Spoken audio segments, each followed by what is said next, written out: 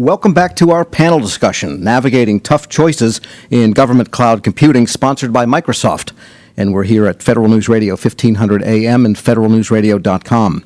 Our guests today are Zach Goldstein, Deputy CIO of the National Oceanic and Atmospheric Administration, Lonnie Anderson, Director of Technology and CIO at the National Security Agency, CSS, Pam Dyson, Chief Technology Officer and Deputy CIO at the Securities and Exchange Commission, and Susie Adams, Chief Technology Officer at Microsoft Federal.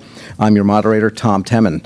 And we really cannot have a complete cloud discussion without talking about security and the FEDRAMP process, because it is an always moving topic, and because security is never given in anything regarding federal computing. So, Zach, why don't we start with you, and what's your perception of how FEDRAMP is going? Has it yielded the kinds of things that you, as someone in charge of technology at an agency, feels is there, and what else are you looking for beyond that? I think FEDRAMP is a great start. When we went to the cloud with our unified messaging service back in 2011, FEDRAMP wasn't there. But the principle that we applied was the same principle that FEDRAMP is doing for the entire government, and that's create once, use many. So when we went to the cloud, we didn't sponsor our own creation of an assessment and authorization package. The General Services Administration had already done that, working with Google. I guess Google made an investment on their own to do that. They had granted it an authorization to operate. FEDRAMP does the same thing. But what people have to understand is that just because you get an authorization to operate doesn't mean they're authorized to operate in your agency, because an authorization to operate is a risk acceptance by an authorizing official. So I'm the authorizing official for the Unified Messaging Service. I looked at all the data that came from this accreditation package. I evaluated the test results. I looked at the plans of action and milestones, all this government speak for security, and said, yep, this is a risk I'm willing to accept. I understand what the residual risk is, and I know what I have to do to mitigate the residual risks that I accept because of the things they haven't done. So to the extent that FEDRAMP can do that writ large and offer up a library of accreditation packages that have gone through this process, it can save everybody a lot of money. It saves the customers money. It saves industry money. Another good thing that FEDRAMP has done is the certification of the independent providers, because irrespective of how the deal is done, you want to know that the testing was done by someone who knew what they were doing and they were independent. But there's a lot of things that FEDRAMP probably wouldn't ever be the answer to. There are requirements that are mission unique and highly security relevant, that you wouldn't want to have necessarily in a standard federal baseline. So, for example, where is your data stored? If you have Privacy Act data, if you have sensitive data, to the extent that confidentiality may be an issue, or then you care. Is it stored in the United States? Some vendors don't understand that. Most vendors do. But it's not the kind of thing that you want to make mandatory. In fact, there was a GAO finding about that in a protest. It has to be based on the agency's mission requirements. Sure. Yep. Mm-hmm. So there's a lot of security things that go beyond it. Another big thing, and I alluded to this earlier when I was talking about the loss of control, but you still have a requirement to accept risk, and that's visibility over the current state of the security. FEDRAMP has, because the government's security control stack includes continuous monitoring, there's a requirement that the people who have an accreditation do continuous monitoring. And that's great. So how do I know what they're finding? Right, so this is a real problem. If you're a cloud provider like Microsoft, the odds are, I'm not going to presume, I could be wrong, the odds are you don't have to do a lot of outsourcing for IT. And you probably can do it internally, and so you have your automated audit logging tools, and you can use ArcSight or some other kind of thing, maybe a Microsoft product, to figure out what your current threat space is, to know, just as it's happening, that there are transactions which indicate a bad actor, maybe an insider threat, maybe someone communicating with the outside when they shouldn't be. So you need to know that real time. You can't have a person going in with a query to some database. But how do you do that if you're not willing to give everything you do to one enterprise? If it's not all private, if it's hybrid, if it's I've got my applications in a public cloud, I've got my forecasting systems in a private cloud, how do I fuse that? there's a gap. And I've talked to some people about it. Maybe some sort of service that that a third party could provide to actually perform security integration. Okay, and Pam, what's your thought on FedRAMP, and how has the SEC found, do you have that level of trust, or do you also want to be able to verify when things are virtualized? Right. So for us, FedRAMP will certainly present opportunities with their certification and accreditation processes that we would look to move other systems and data to the cloud. We certainly would continue to do our own assessments, security assessments internally for the overall solution. Again, the closest walk for us is the type of registrant data that we collect and where that data will live, where it's stored, and assurances around the integrity of that data, because it's key to everything that we do at the SEC. So again, we are, being pragmatic in this approach, holding probably a little more publicly and internally than most agencies are doing right now. But I think that the FedRAMP, and we're already waiting to, so FedRAMP certifications are supposed to be in June. We're already teeing up opportunities that we believe we can leverage the FedRAMP certifications and move some of that data to the cloud. Okay, and Lonnie, at NSA, is there anything that you do for which the FedRAMP certification, the medium-level security, is sufficient? No, I think we Not even email? Well, I think we tend to go above and beyond that just because of the level of data we deal with and the classification of the data we deal with across the IC. So I mentioned in the first segment when we made a decision back in 2009, we're moving to the cloud. We're just going to go to the cloud. We adopted what was available via open source to the extent we could. What we decided to focus our development efforts on was the security aspect, or that what we call our special sauce. So what we've tried to build into our cloud is data provenance. So I have security down to the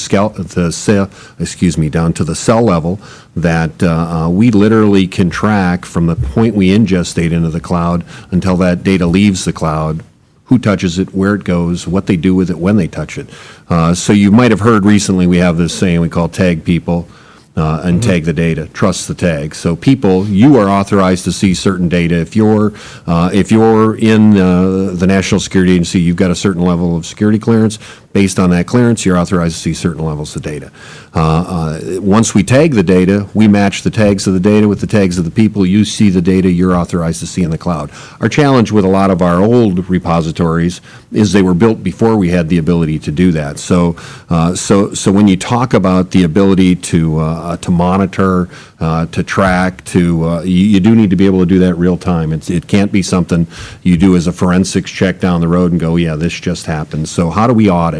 How do we build in auditing? That we've considered all of that since 2009, and we think the world we're moving to, from a security perspective, is much more secure than kind of where we've been in the past and where we are today while we're in this dual legacy and cloud environment. So in the cloud, you want to make sure that you maintain that quality of not being the proverbial porcupine, where it's hard to get to from the outside, but easy once you're inside. Yeah. Even if you're at the NSA, you can't see everything. Everybody can't see Well, that's everything. exactly right. You see what you're authorized to see, and we know what you see.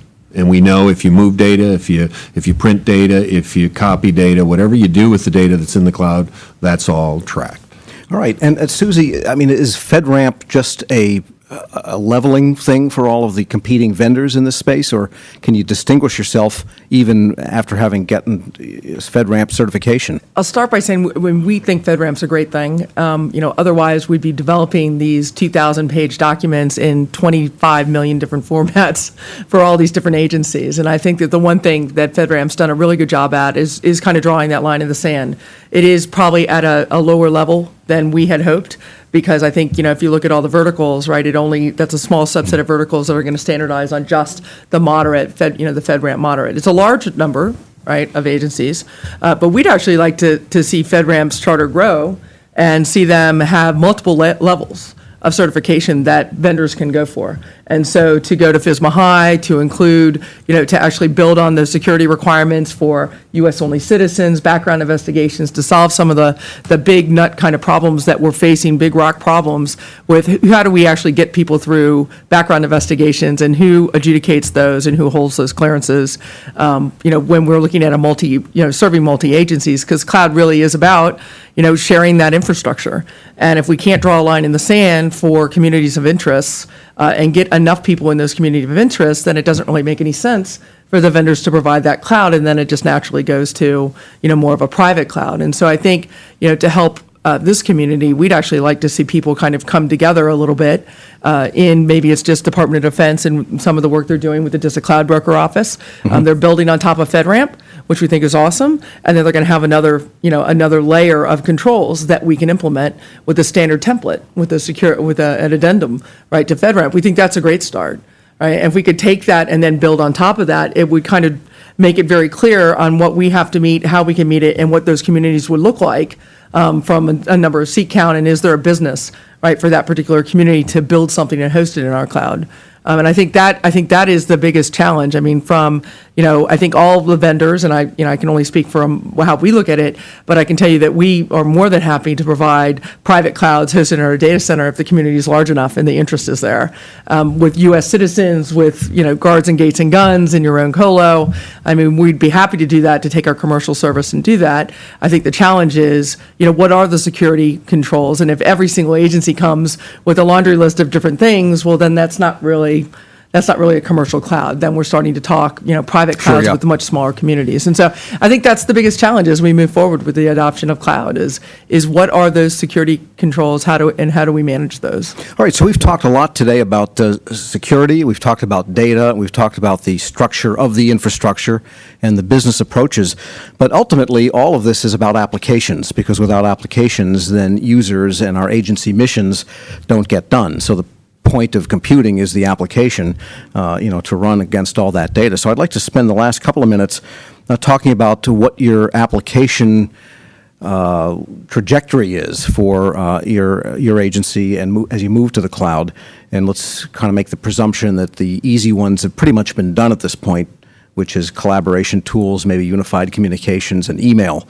If I'm wrong on that, let me know.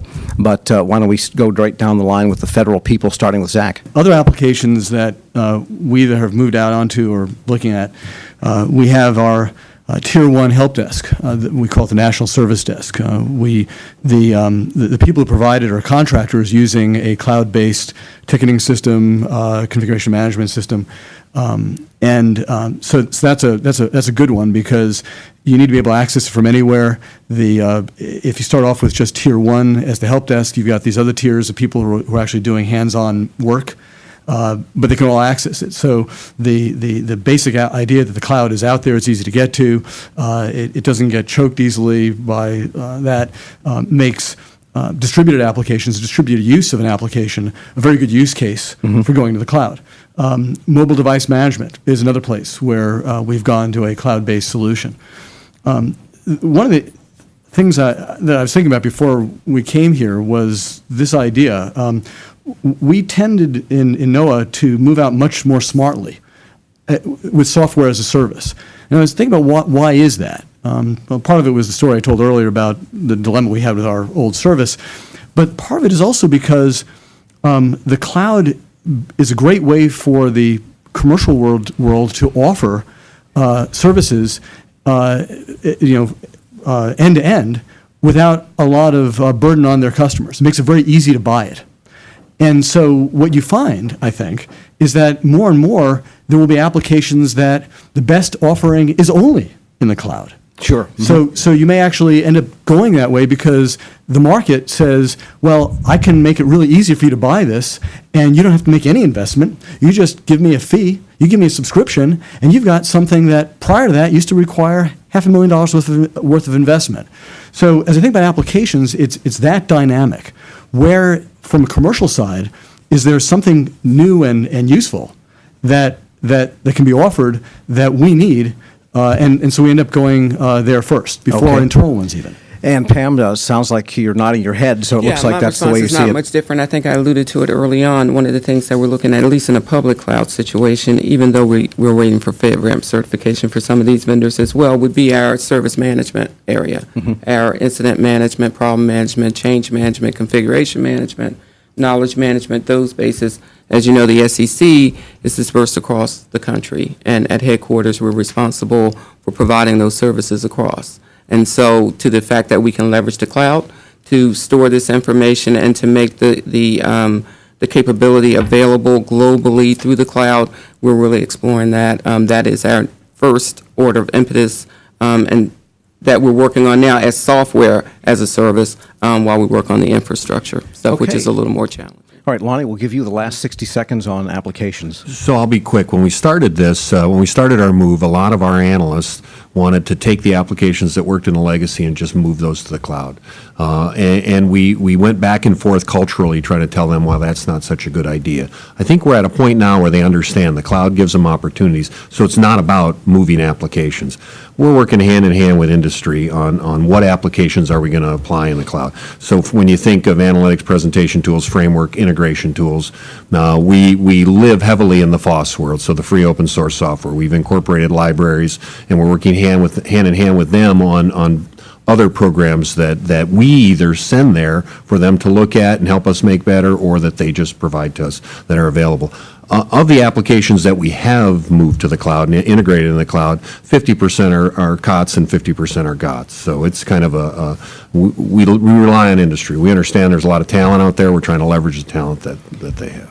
All right, well, lots of material we've covered today, but that brings us to the point where we have to close here. I'd like to thank today's guests. Pam Dyson is the Chief Technology Officer and Deputy CIO at the Securities and Exchange Commission.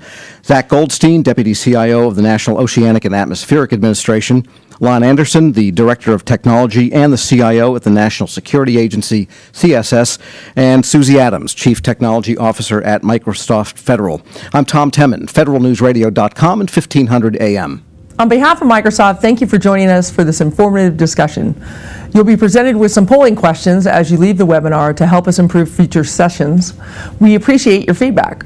We'll have an archive from this session available shortly after, and a link will be sent to you to share with your colleagues. Those of you who have requested training certificates for this webinar should receive it in the next 2 weeks. Be sure to register for the upcoming webinars from WTOP, Federal News Radio, and Fed Insider, and look for upcoming sessions at www.fedinsider.com/events.